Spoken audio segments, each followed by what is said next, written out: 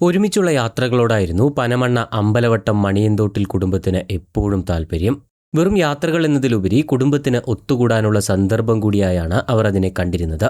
എന്നാൽ അവസാനമായി ഇവർ സന്തോഷത്തോടെ പുറപ്പെട്ട ആ യാത്ര കുടുംബത്തിലെ 2 പേരുടെ ജീവൻ പിഴുതെടുക്കുന്ന വിധിയുടെ ക്രൂരമായ ഒരു പരീക്ഷണമായിരുന്നുവെന്ന് ആരും കരുതിയില്ല.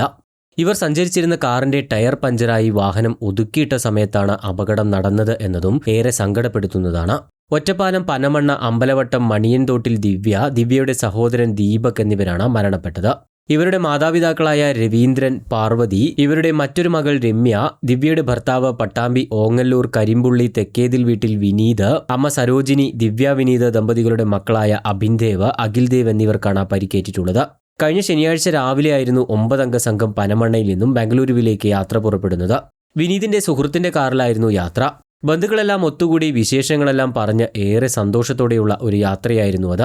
ഞായറാഴ്ച പകൽ മുഴുവൻ ബാംഗ്ലൂരുവിലെ പ്രധാന കേന്ദ്രങ്ങളെല്ലാം കണ്ട ശേഷം രാത്രി 11-നാണ് നാട്ടിലേക്ക് ഇവർ പുറപ്പെടാനായി തീരുമാനിക്കുന്നത്.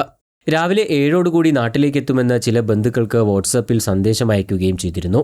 എന്നാൽ ഇതിനിടയിലാണ് അപ്രതീക്ഷിതമായി ഇവരുടെ കാറിന്റെ ടയർ പഞ്ചറാകുന്നത്. ഇതോടെ വാഹനം ഒരു സൈഡിലേക്ക് ഒതുക്കിയിട്ട ശേഷം ടയർ മാറ്റുകയും ചെയ്തു. ടയർ മാറ്റിയ ശേഷം യാത്ര തുടരാനായി ഓരോരുത്തരായി വാഹനത്തിൽ കയറി.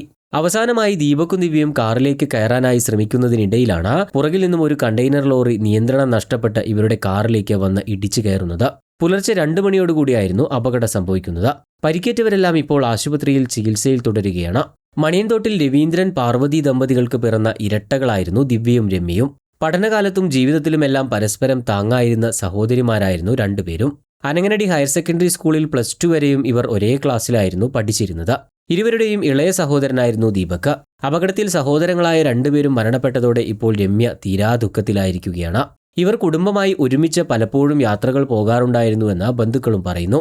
പട്ടാമ്പി ഓങ്ങല്ലൂരിലെ വീട്ടിൽ ഒറ്റയ്ക്കായി പോകുമെന്ന് കരുതിയാണ് വിനീതിന്റെ അമ്മ സരോജിനിയെയും ഇത്തവണ ഇവർ യാത്രയിൽ കൂടെ കൂട്ടിയത്. സരോജിനി ഇപ്പോൾ ഗുരുതര പരിക്കുകളോടെ വെന്റിലേറ്ററിൽ ചികിത്സയിൽ തുടരുകയാണ്. അപകടത്തിനിടയാക്കിയ കണ്ടെയ്നർ ലോറി ഡ്രൈവർക്കെതിരെ പോലീസ് കേസെടുത്തിട്ടുണ്ട്. ഗുജറാത്തിൽ ജോലി ചെയ്യുകയായിരുന്ന ദീപക് അവധിക്കായി നാട്ടിലെത്തിയതിന് പിന്നാലെയാണ് യാത്ര പോകാൻ തീരുമാനിക്കുന്നത്. എന്തായാലും ആ ദാരുണമായ അപകടത്തിന്റെ ഞെട്ടലിലാണ് ഇപ്പോൾ പ്രദേശവാസികളെല്ലാം.